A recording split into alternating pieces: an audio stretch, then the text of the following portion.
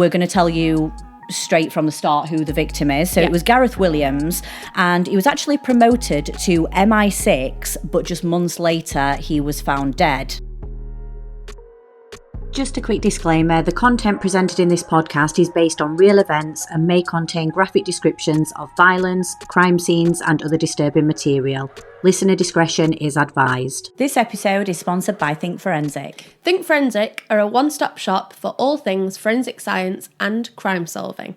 They hold experience days, as well as corporate events, team building events and general education for primary school right the way up to university level, as well as other events and consultancy. There's also a shop where you can get your hands on all things crime solving, from evidence gathering to packaging and collecting evidence, as well as other forensic science equipment. For more information or to book on an experience day, please visit the website. Hello everyone, and welcome back to another episode of Grave Secrets. We're your hosts. I'm Beth. I'm Annie, and today, what have we got for you? It's Another case study. So this one is a little bit different, and I think this has got to be one of most Britain's shocking mysteries. And when we get into the case, I'm sure some of you will remember this one from 2010, because a lot of this was in the media. So even if we've said this before, even if you don't remember the victim's name, you'll probably remember some of the headlines, which is quite horrific, really, isn't it? Yeah, I think it's another one where, sadly, the victim's name does get massively overlooked. Hopefully we'll do a little part of changing that today. But it was definitely massively covered by all news outlets within the UK and wider, really. Yeah. But I would say the media is quite a big part of this case. Yeah, it is a huge part on sort of who they think the victim is. Yes. Isn't it? Yeah. So this will all obviously make more sense when we do get into the case. So like we said, this is from 2010, but this was actually reopened due to new DNA technology. Mm-hmm. So they wanted to go over and retest some of the evidence to see if anything new could actually be found. But the victim in this case, we're going to tell you straight from the start who the victim is. So it was Gareth Williams, and he was actually promoted to MI6, but just months later he was found dead. So it's quite a high profile case, really, isn't it? Yeah, definitely. And it's just crazy to think that this is still an unsolved case. I don't believe that there will ever be an answer. No, there won't be. And by the end of this case today, you can make up your own mind on sort of, from the evidence that we're going to present to you, the solid evidence that they did have, what you sort of think could have happened from this case, because it's not straightforward, is it? It's not, and we are going to try and just give you the facts today, which for me is going to be really difficult. But that's what we're here for. We are just going to present you with the evidence. We're not going to speculate on it. But if anyone meets me in real life and wants to chat to me about this one, or if there's anything, pop it in the comments. You know, if you've got any questions or you want to discuss anything from this case, if you pop it in the comments, we're happy to reply to you on there. So, as we've alluded to, this is an unsolved case, but it was first brought to light in August 2010. This is a British case, and it was in Pimlico, West London, which is a wealthy area. There's lots of these gorgeous, like, kind of Victorian, I say terraces, but that doesn't do them justice. They're like Victorian townhouses, really, aren't they? So, you know, when, like, if you've ever been to London and you walk down those roads where they've got sort of like the pillars outside the doors, and they're all painted white. Yeah, it was a bit like that, like sort of a grand entrance. Mm-hmm. But a lot of these places have actually been converted into flats. Yeah. So it's very rare that you'll have one of these sort of houses as a full house. But it's a wealthy kind of residential area. It's just down the road from the MI6 headquarters. Yeah, I think it was like less than a 5-minute walk to the MI6 headquarters. So if you've ever been to London and you've been around that area, you'll know that it is quite a quite one of the nicer areas of London. Police received a call from the government comms headquarters, and the call, I thought, was quite strangely worded. And it was a female's voice, and the female said, "I wanted to report one of our members of staff missing. He lives and works in London." And that was it, really. I don't think we have heard the full call, because in the call, Gareth's name isn't mentioned, whereas it must have been for them to understand who they were talking about. It's almost like she gave them basics of information and then she waited for them to ask the questions to answer. But he lives and works in London is a really strange when you're turn of ringing phrase from London. Yeah. And bearing in mind, like we've just said, the call, it actually came from GCHQ. You said the full name, but you will probably recognise it as GCHQ, which is the hub of the intelligence service. Yeah. But yeah, I totally agree with you on that one. It was a very vague It was also call. quite crackly, and I didn't know whether it almost sounded like it could have been pre-recorded. Yeah, there was something off about it, wasn't there? I couldn't put my finger on it, but there was just something not quite right. So, Detective Sergeant Paul Colgan conducted a welfare check straight away on this quiet residential road, and there were neighbours around the area.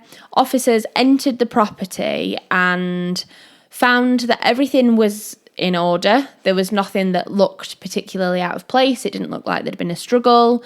It wasn't like they walked in and saw Gareth a victim of a medical emergency or anything like that. And at that point, it was just a welfare check. And the flat was sort of like, because we watched the body cam footage from the police entering, and it was sort of like meticulously clean, wasn't it? Yeah. Like there wasn't really anything in particular out of place. You know, like if someone walked into my house now, we're filming in mine, it didn't look like his house. No, I would say very rarely you get people that are that kind of fastidious about cleanliness. But if you didn't know that, then I would have said that he'd probably moved in 2 days ago. Yeah. Or it was an Airbnb where they keep it incredibly minimalist. There wasn't really a lot of stuff in there. No. When I saw the body cam footage of the kitchen, it was almost like there was barely anything on the sides. Like mine, where, I might have washed the pots and then left them out to dry. Yeah. Or you've got your kettle, you've got your toaster, I've got an air fryer. There wasn't really anything there, was it? It was so, minimal. Yeah. They did notice that on the floor in the living room, there was a laptop that was out, there was a phone alongside it, it looked like there was a computer. That kind of drew your eye straight away because it was the only thing out of place as such, but that led them to think that he had been there and maybe he'd been sat on the floor in the living room on the laptop and that he'd just gone to do something. So being in there, Detective Sergeant Paul Colgan was probably just thinking, or maybe he's had an accident, or maybe he's, again, medical emergency in his bedroom or something like that. Yeah. It looked like he was in the middle of something. It looked like Gareth had been in the middle of something. So in the main living area, there was a table that had numerous mobile phones on it, and there were a couple of wigs that were on the back of the chairs. Then they moved into the bedroom, and at that point there were these large, almost like duffel bags, which were piled up. They were full, but again, very neatly packed and placed on top of each other, no signs of a struggle. Again, like he might have moved in and not unpacked everything. Yeah. That's what I thought straight away when I saw those. Or I thought moving out. Yeah. Because if you've just got a new job or something, maybe you move in. Yeah. Yeah. So then he moves into the bathroom, and this time something did look slightly strange because they moved into the bathroom, and upon first entry, the door to the bathroom was closed and the light was off. But when they turned the light on, they saw that there was a large duffel bag in the bath. The full length of the bath. This is a big bag. We're not talking like a little overnight bag or one that you might have on your hand luggage on the aeroplane. This is more like if you're to go travelling. Yeah, and you take in maybe like sports equipment or Yes. something. You know, like when people get on the plane and you see the bags coming round and it's something with sports equipment in. Yes. It looked more It's a lot sort of longer. like that. And this is a bright red hold-all. Yeah. And it had actually been padlocked shut and, like Beth said, was in the bathtub. So Paul, his instinct was to go and pick the bag up. And he did actually say it was quite heavy, but not overly heavy. It was something that didn't need two people to lift, but he sort of tried to lift it up and thought, oh, it's not ridiculously heavy, but he did notice that underneath there was a fluid coming out of the bag, and there's also an odour coming from the bag as well. So at that point, Paul decided that the bag needed to be sort of left in the bath. Yeah. Try and preserve as much forensic evidence as possible.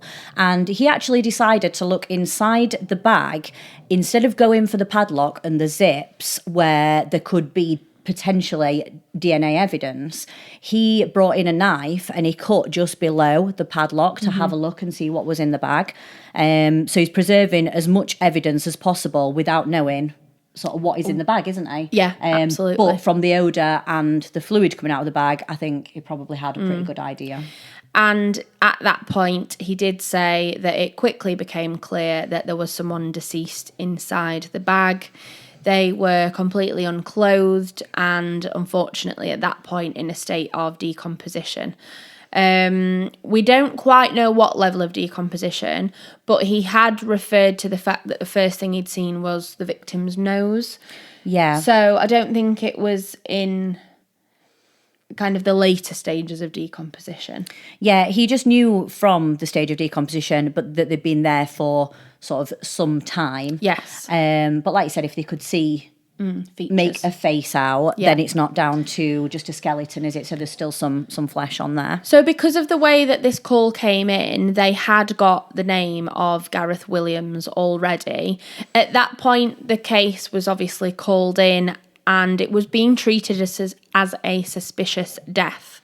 It was led by Detective Chief Superintendent Hamish Campbell at that point, and Campbell did say that you first assume that a death in this circumstance would be a homicide, but you have to consider all factors and whether or not it was potentially self-inflicted, whether or not someone else was involved but then they've maybe fled the scene, or whether this was an intentional murder. Yeah, and a crime scene like this is highly unusual. You know, it's not something that the police are coming across every day. This is something out of the ordinary, isn't it? Especially on or in an area like that, on a street like that. And generally speaking, if people are trying to cover their tracks and hiding evidence, one, they wouldn't leave the evidence in the victim's home because then the victim's going to be identified very quickly. And two, they tend to leave more trace evidence, which we are going to talk about in a second. But just with the fact that the whole flat was so tidy, it didn't appear that this was the case. Unfortunately, with it being in such a kind of wealthy, nice area, and with them having to cordon off a very kind of wealthy road, the press got hold of this case very quickly, and unfortunately some details were leaked to the press as well. So within the house search, obviously initially they were just looking for the whereabouts of Gareth and conducting a welfare check. Now they're going to conduct a whole house search to determine and look for evidence. Yeah, because it weren't a crime scene before, was it? So now it's gone from, like we said, a welfare check to an actual crime scene. So that means sort of working backwards. You've just come into the flat, working your way backwards, securing the scene, calling in the right people. Yeah. Forensics, CSIs and everyone would then have to come in and investigate. So you've sort of got to backtrack, haven't you? Yeah, and the cause of death, you don't know, and it still has to be identified because, as Campbell had said, it could have been suffocation and self-inflicted with the body being in the bag, but you don't know whether someone else has just created that scenario. Yeah. So in terms of the house search, There were over £20,000 worth of designer women's clothing. A lot of them were still either packaged or with labels on. They were very, very well looked after. So the items had still got sort of covering over them. You know, like when you get your items back from dry cleaners or somewhere and they have like a cover over the top. So it's something that he obviously took pride in keeping clean, but in the circumstance of what we saw the flat, that's not surprising. No, that would make sense. Yeah. They'd found mobile phones, which I mentioned were on one of the tables. One had actually been restored back to factory settings. And the other thing that was significant is that the heating was on, and the heating was quite high given that it was August in the UK and it was actually really good weather at that point. Yeah, so it was like a warm really summer's evening, wasn't it? So, and as well for the heating to be whacked up full. It's not like you've just got it on a timer where it would have come on in the morning maybe if it was a bit chilly. No. Like it's full pelt heating in the middle of August. But then thinking forensically, what was the first thought that you had? That would sort of mess with the time of death and the decomposition. Yeah. So with it being so hot, that's going to only escalate. Yeah, it's going to make the body decompose quicker. But I mean, obviously with the forensic experts, they will take into consideration that the heating was on. Yeah. You take into consideration the temperature of the outside environment, of the environment inside the house, and all that then contributes to the time of death. It's a tricky one, isn't it? Because from an offender point of view, if you're trying to speed up the decomposition process to make it harder to be identified in terms of cause of death, or the preservation of evidence, then that would almost be a good thing for the offender. Yeah. But then in that same breath, it is going to create more of an odour more quickly. Yeah. So you're likely to discover either the insect infestation or the smell more quickly. It took me back to a case that we did on Shakira. Yes. And she was found because she'd been left to decompose in her flat, and the insect infestation had sort of seeped out of a flat into the corridor, didn't it? So I was thinking, especially being in a block of flats, maybe if you're in a house, this could work. Yeah. So if you're in a house like this, the neighbours are probably not going to notice. But if you are in somewhere where there's people surrounding you, and I'm guessing the flat wasn't huge, No. that you'd be able to smell at some point. Yeah, that was my thought. As I say, the information about the house search was quite quickly leaked to the press, and within the data found on those mobile phones, it was revealed that one of them had an internet history which had looked at particular bondage sites.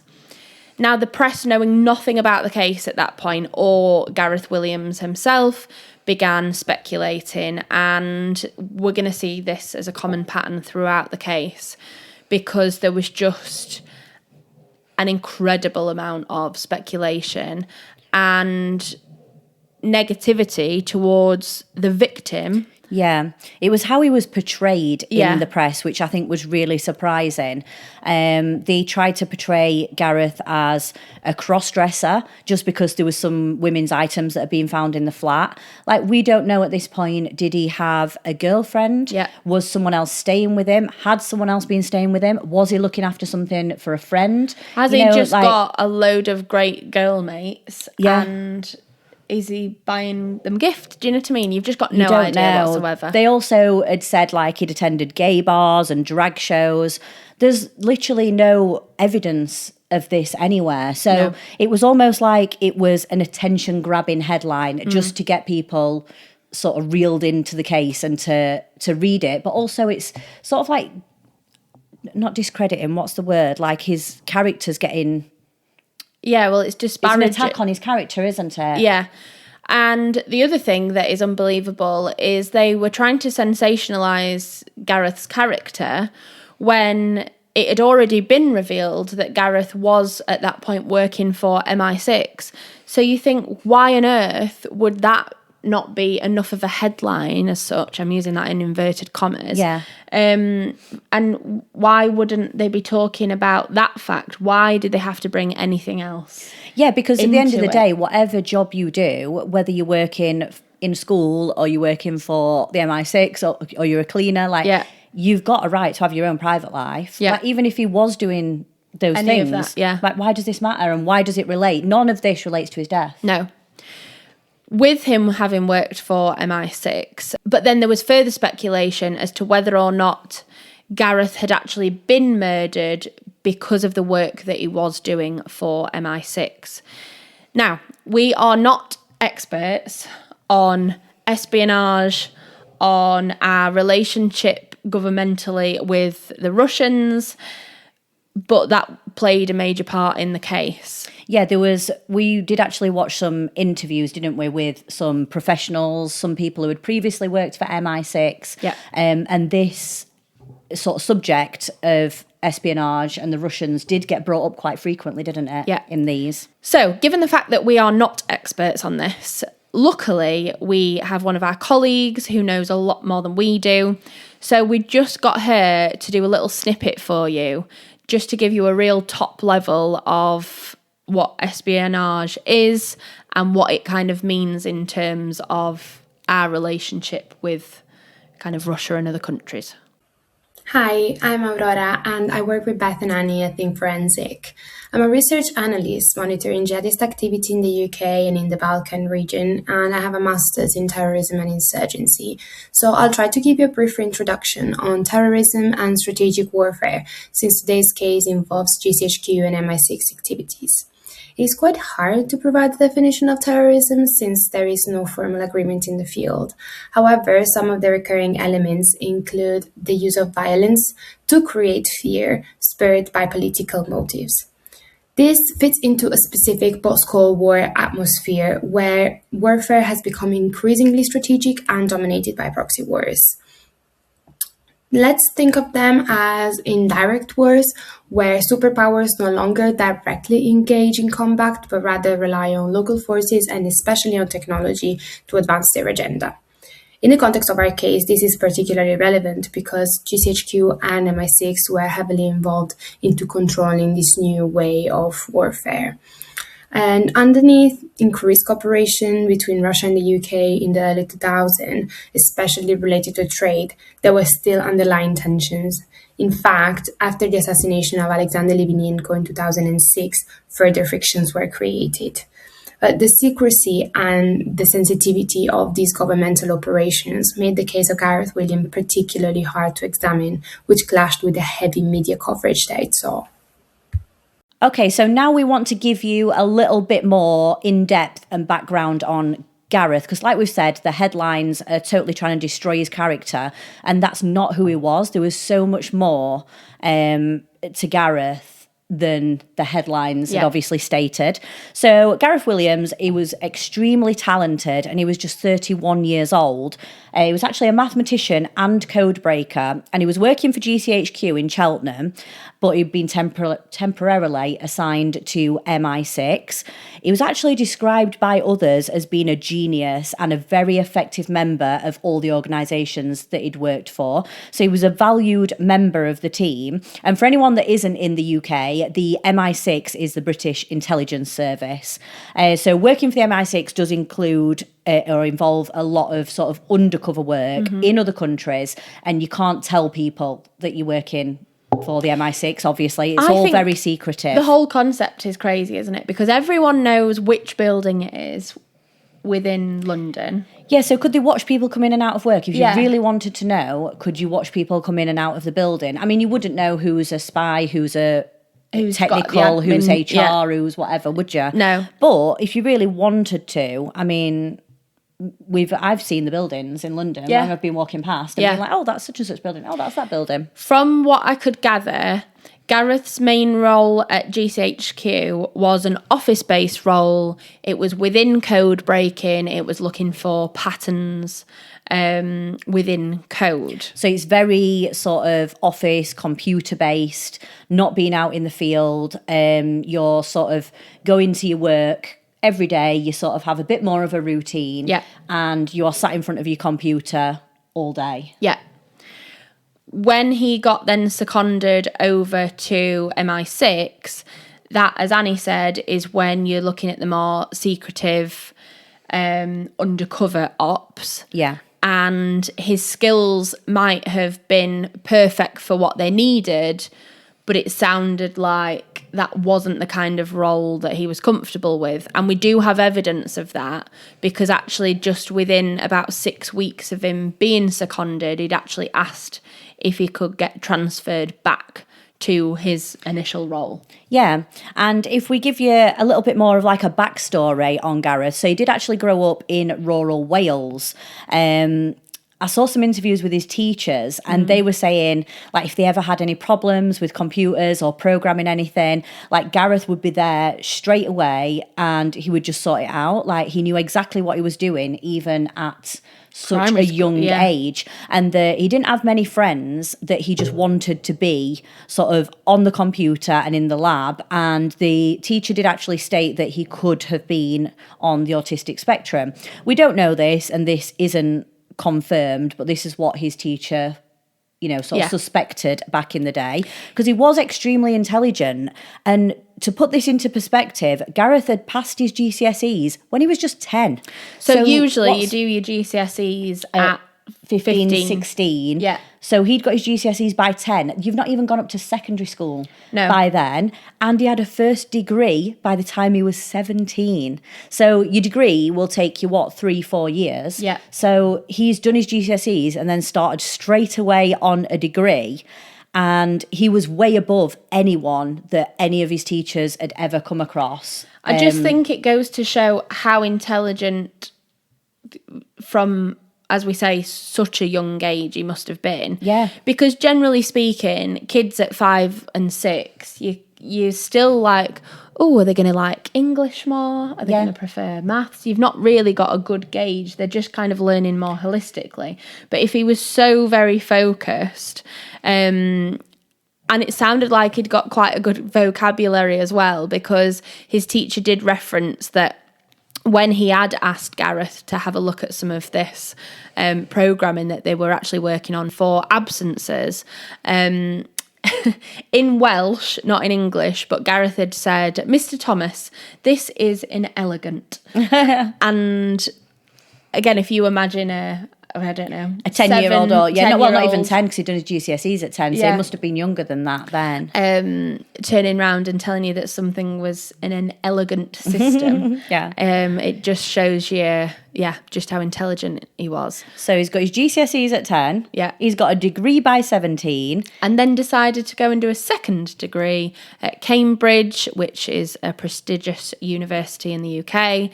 And it was at that point that he had kind of been noticed and headhunted by GCHQ. So it doesn't really give you a lot of time to be a child.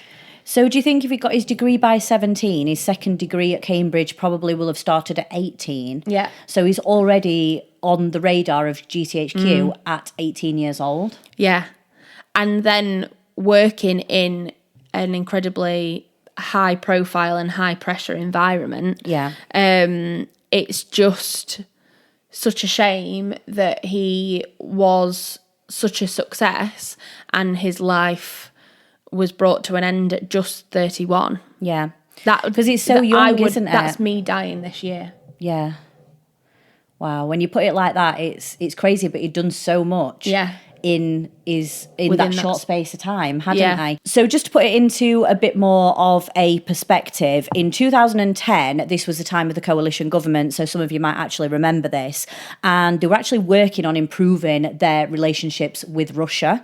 So they introduced a scheme where applicants could come into the UK, but they were targeting sort of wealthy applicants, and they had to provide a minimum investment of £2 million.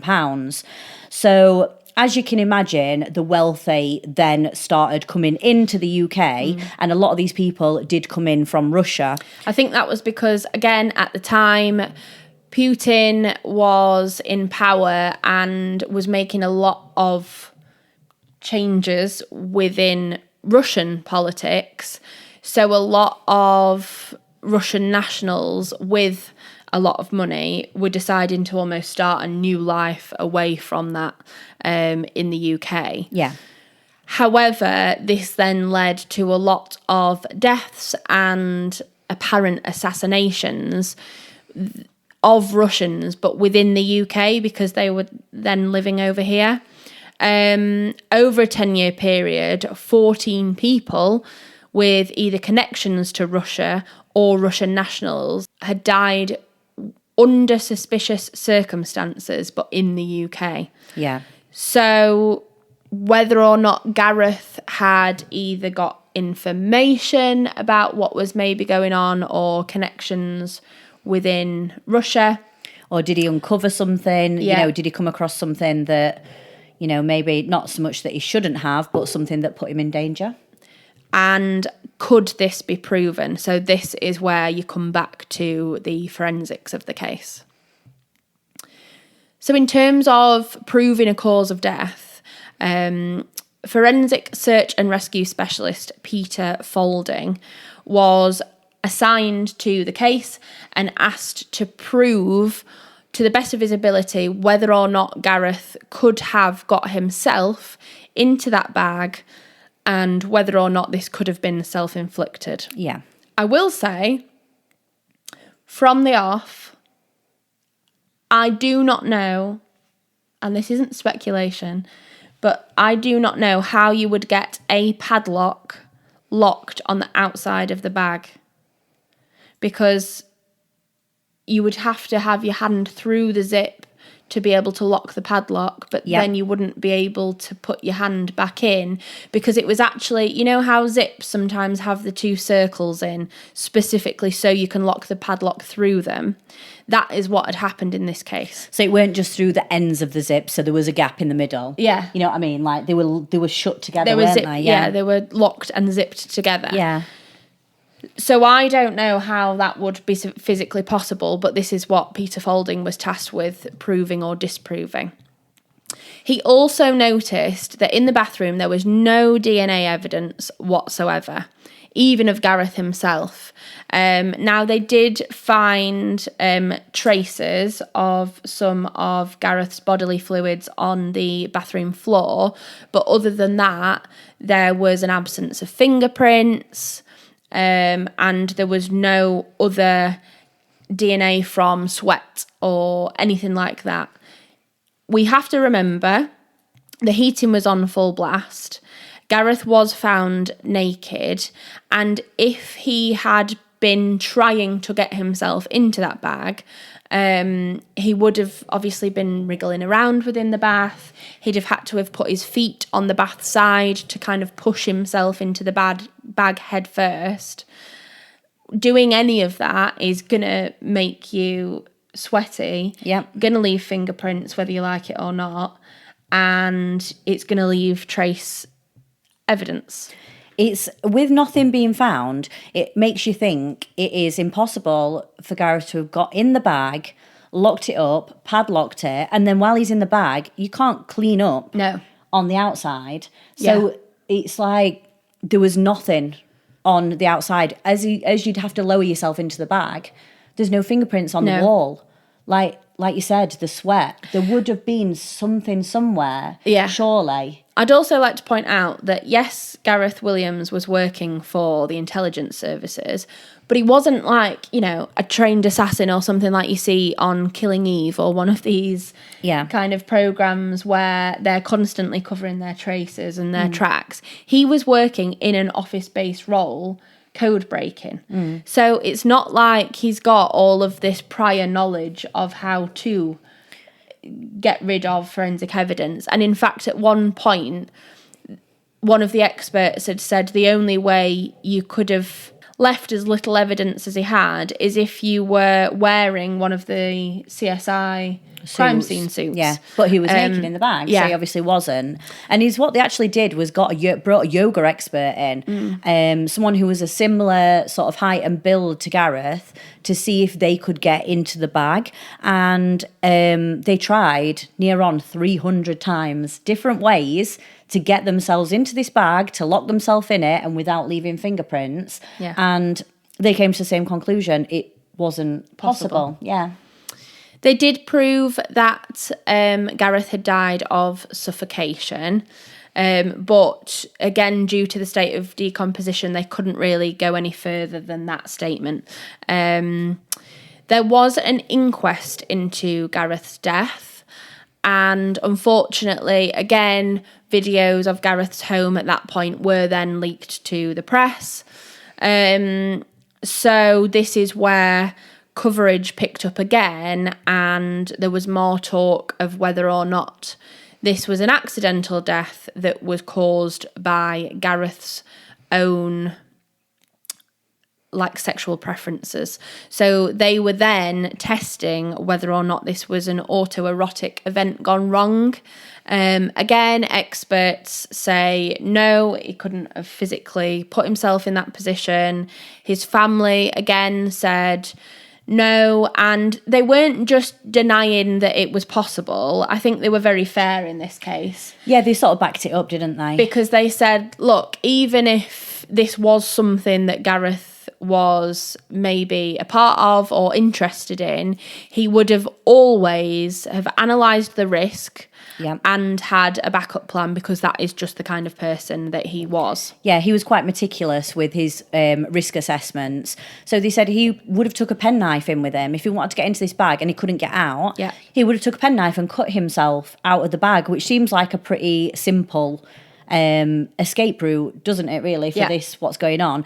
But it is just a lot of speculation that is picked up, and as well by reputable big news outlets that are publishing this. So you sort of think, what is the reason for this? Why are they going so hard down this route and not any other routes at all? Yeah. And I know that sometimes the police do release a certain amount of information to the press, but in this case, were the police told to release these things to the press? Yeah. Were they told to release certain things and not others? Was this something to do with sort of what MI6 wanted released? So we've got to remember as well, it is a sensitive subject for the MI6 to be in the press, isn't it? You know, they probably don't want the publicity.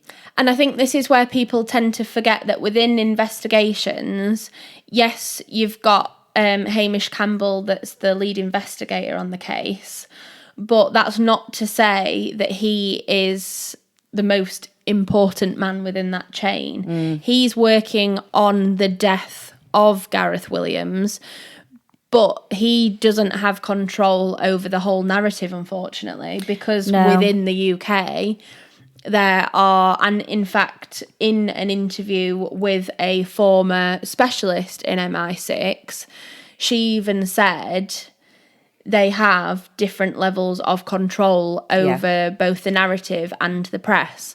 So quite often, and I know I've said this before, your lead investigators and the police get a really bad rep, but a lot of the time it will be out of their control. It's not them, is it? It's something that's come from above or and when we're talking else. About leaks to the press, we're not talking about kind of the man on the cordon giving a journalist too much information. We are probably talking about a higher up decision being made, and it's that level of leak. Yeah, we're not talking about investigators that are trying to leak something.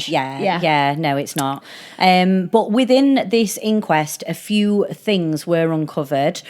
So a landlord and a landlady of a house where Gareth had previously lived in their annex came forward. So they said that while Gareth was living there, one night they'd heard a bit of a cry for help at about 1:30 in the morning. They'd gone in, and Gareth is just in his shorts and he's got both hands tied to the bed. So it looked like he'd got himself in this position on his own. But then because of this, in the inquest, this feeds into that narrative. And it doesn't necessarily mean that because someone's had the hands tied to a bed that they're now going to get in a bag for sexual gratification. No. Do you know what I mean? It's totally different, and isn't I it? thought that, interestingly, this had the opposite effect, because surely that proves that he didn't want to be in danger or restrained to that level, because he did call out for help. And it must have been embarrassing. Yeah, absolutely. You've got to shout for your landlady and Yeah. be like, can you help me get out of this situation?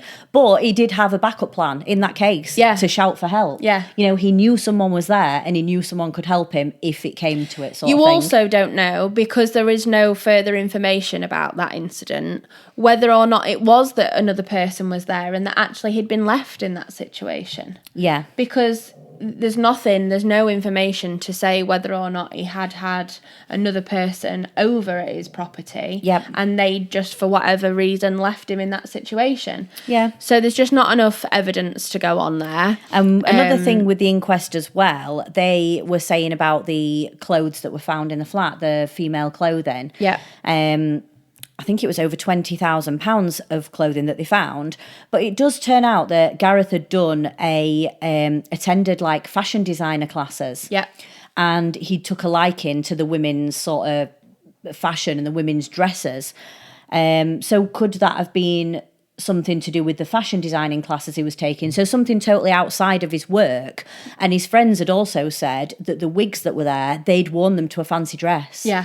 So it's not that odd in the grand scheme of things that these things are in his house. He's studying a bit of fashion design on the side. He's got these women's dresses and they're going to a fancy dress party. And it does just show you how if you look into anything at all with any kind of logic and reason, you will very quickly find that there usually is an explanation, and that unfortunately that Gareth just wasn't given that level of understanding or even the time for someone to present that information. It had to come out in the inquest. Yeah. It then became clear that there were potential issues between the willingness of GCHQ and MI6 to reveal information about Gareth from the off. And what came out was that Gareth had actually been missing for over a week before that initial call that we started today's episode with was made. So it was actually his sister that had rang up the intelligence services and said, I'm worried because my brother Gareth is missing. So why was there that long in between, you know, her ringing what I understand was MI6, for then MI6 to get in touch with GCHQ and then GCHQ to get in touch with the police? Yeah, and not only that, but Gareth was expected at 3 meetings that same week. So you could argue that maybe he was working from home or he'd been on a different job. And again, if he had been seconded, whether or not someone just assumed that he was, again, doing a different Doing role. more work with the MI6 now rather than the GCHQ work. But if he'd been missing for 3 of those meetings, and they also stated that the usual absence protocol hadn't been followed, so it's not like they already know that Gareth's rung in sick or something like that, then why was no concern raised, and why wasn't the alarm raised as to his disappearance sooner? Yeah. Because, again, other experts and other members of MI6 said that generally speaking, if someone isn't there within the hour, then they start getting worried. And the line manager of Gareth was actually questioned about all this.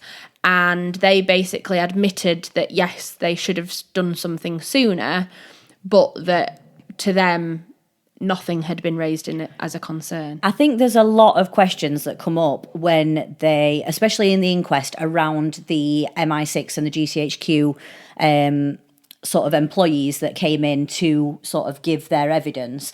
So we've already said Gareth's house was a 5-minute walk away. Why not go and check? Why not have someone go and check on him before that week? Obviously, it's a long time. Yeah. Also, GCHQ have a direct line to the police. Right? We're talking about the intelligence services here. Why are the intelligence services ringing 999 when they've got a direct emergency line to the police? Yeah. Like it just almost wasn't like... Yeah, well, it wasn't necessary. It was almost as if they were leaving a trace of proof that they had rung. But I'd find that even more suspicious, because if you've got a direct line to someone in the police, wouldn't you be doing that, saying, look, one of our officers are missing? Yeah. Instead of being like, oh, I'm ringing from GCHQ on 999. Like, they'd know it was you ringing. And when the operator asks what service, that's what made me think it was automated, because the operator says, and what service is it that you are requesting? And the woman doesn't respond. She just says, someone's missing. I would like to report my colleague missing. Yeah, it was the call. You can listen to this online. Was quite odd. But another thing as well. There's so many questions to be brought up within this inquest, isn't there? 9 memory sticks belonging to Gareth were in the office but not handed over to police. So I get that these memory sticks are in MI6 or GCHQ. They're in a intelligence building. Yeah. It's extremely hard to get stuff like this in or out of the building. Yeah. So it's not like you can just walk in with memory sticks or out with memory sticks. You're not even allowed to walk in with your mobile phone. Yeah, there's so many protocols in place to ensure safety, really, as well, isn't it?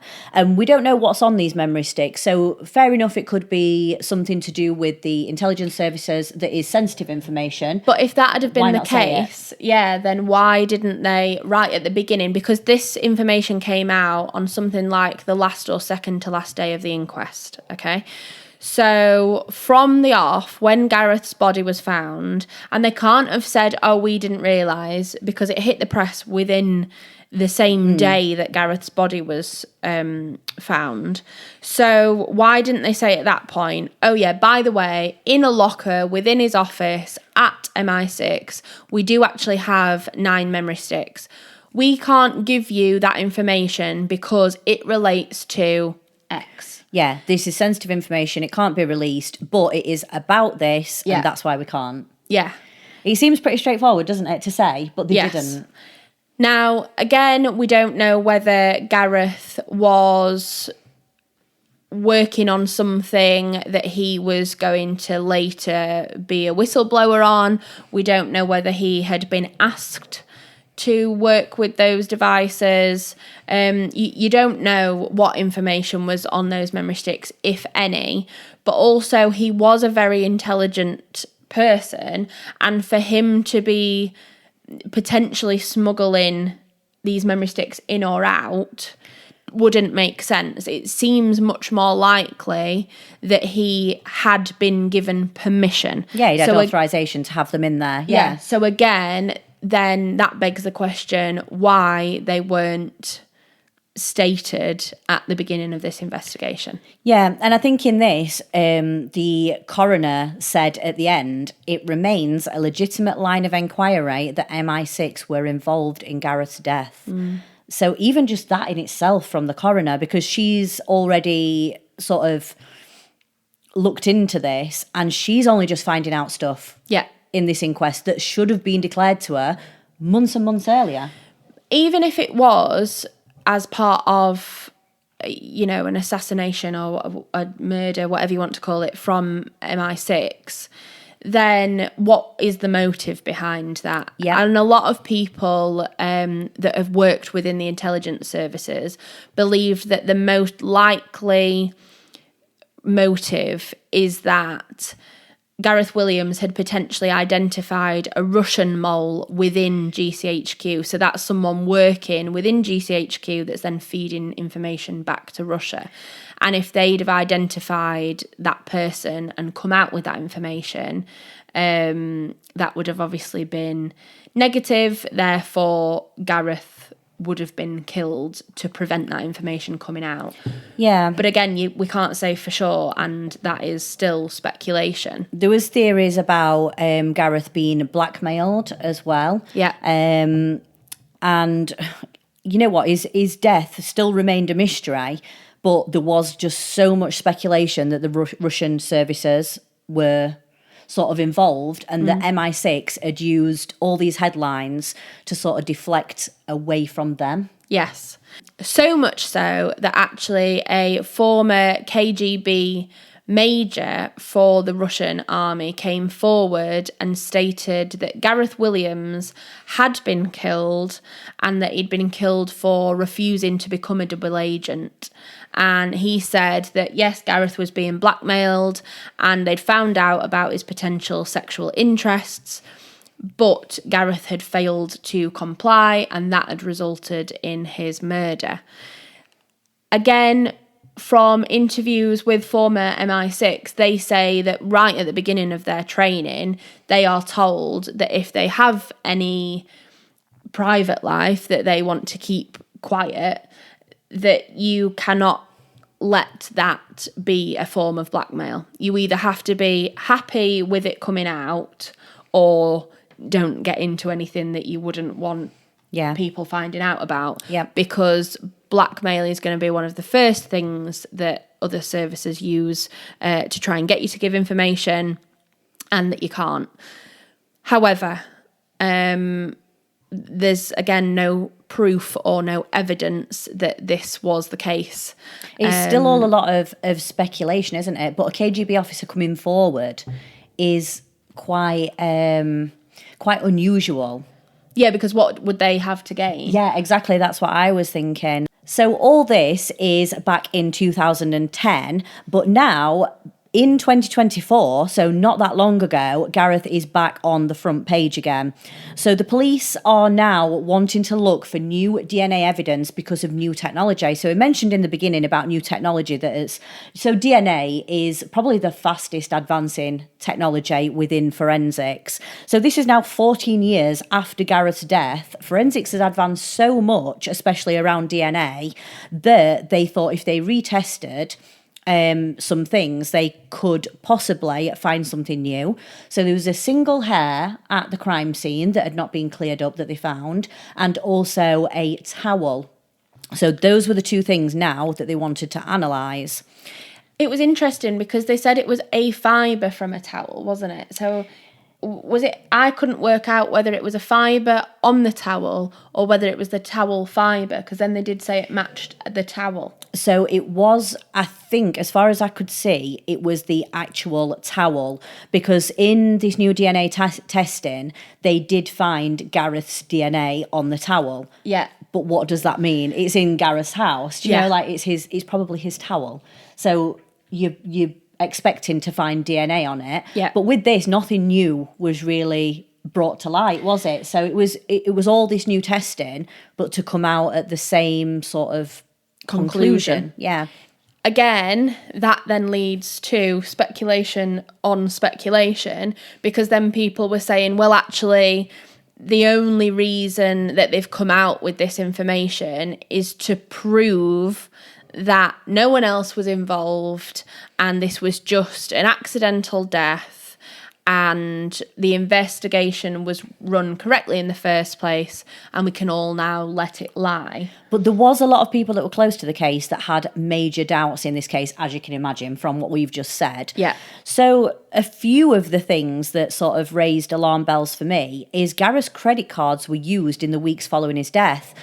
If they're used after Gareth's died, why not look at CCTV? Remember, we're in London here. I mean, we're up north, and CCTV is everywhere, especially around cash machines and things like that. Yeah. In shops, wherever you've used a card, you can normally get a CCTV. Why wasn't that looked into? Yeah, there was not a lot of information revealed about that, which, again, you would think, as you say, would need to be investigated thoroughly. Yeah. And I'm pretty sure that they're going to have better tracking on people that are working in intelligence. You would think so, wouldn't you? Then, yeah. And then another thing was the locks were removed from his flat before the police arrived. Ah. Why? Yeah. That's another thing. The heating being on, which we went over earlier. Yeah. The week's absence and he's not being reported. An escapologist trying over 300 times to lock himself in the bag without success. Yes. Something here is not quite adding up. No, absolutely not. And I think for them to even suggest that this is a self-inflicted death just makes it all the more suspicious. I think, like, to me, it would have made more sense if they'd have just said, this is an unsolved case. we believe this is a murder, but we don't know who the culprit is. But instead, it's this kind of, what's the word? It's this insistence on what saying that there was no one else involved that doesn't make sense. Yeah. Whereas if they'd have just said, yes, okay, someone else was, but we don't know who it is. Yeah, exactly. So we've got a guest on the podcast today. If you're watching on the on YouTube, It's very exciting. We've got Daisy that's just forced away in the middle of us to be on the camera. I can see her on the camera up there. So if you do hear panting or anything like that, or it's not snuffling, us. yeah, it's not me. It's not Beth, it's Daisy here. So we've got like different experts that have given their opinions on this. And like we said, we're not experts on this. So some of them thought that the work that he was doing within MI6 got him killed and that his death was planned and carried out by Russian agents. Some experts still believe that he got in the bag himself as part of a neuroerotic event. Which is wild to me. The thing is with this, we want to remember who Gareth really was and not the slander and the rumours that were printed about him in the papers. And I think his sister did a really good job of sort of countering all of that. Countering that. And she was constantly sort of fighting against it and trying to sort of get Gareth's name out there, but in a better light, wasn't she? So Kerry, his sister, said in a statement, in terms of a big brother figure, he was perfect. It is impossible to do justice to Gareth's character without meeting him. And again, it's short, but I think that's perfect. That is basically saying, unless you knew him, unless you met him, you had no idea who he was, therefore you can't speculate. Yeah. He was an incredible human and none of you got to see it. Yeah. But also she is safe in that knowledge of him. Yeah. I also think it is worth mentioning that there are other names of people involved in this line of work that have died in the UK under suspicious circumstances. So we're not going to list them all now, but there are, again, up to 14 other people that have died within the UK under suspicious circumstances that have all had links to either Russia or our intelligence services. So you can go and find out more information about those people, but I do just think it's worth mentioning because they died in their line of work, working for us as a country, didn't they? Yeah. And I think it's important to say as well, a lot of those were classed as, sort of suicides or very similar to what's happened to Gareth. Where their name is... But when you look into it, there is different circumstances surrounding the death. Yeah, so I think especially for Gareth, he should be remembered as a hero who died in the course of his operations. And he should be remembered for the work that he's done as well, because being a code breaker, that's amazing. And in nowhere in these articles did it say how amazing and how brilliant Gareth was at his job. There's no background to it, is there? It was just all sort of slander in the headlines, which I think is really sad, really, isn't it? Yeah. So thank you for sticking with us throughout this case. It is a controversial one, so do feel free to leave us any comments, and hopefully we've done it justice. Take care. We will see you next week. Bye.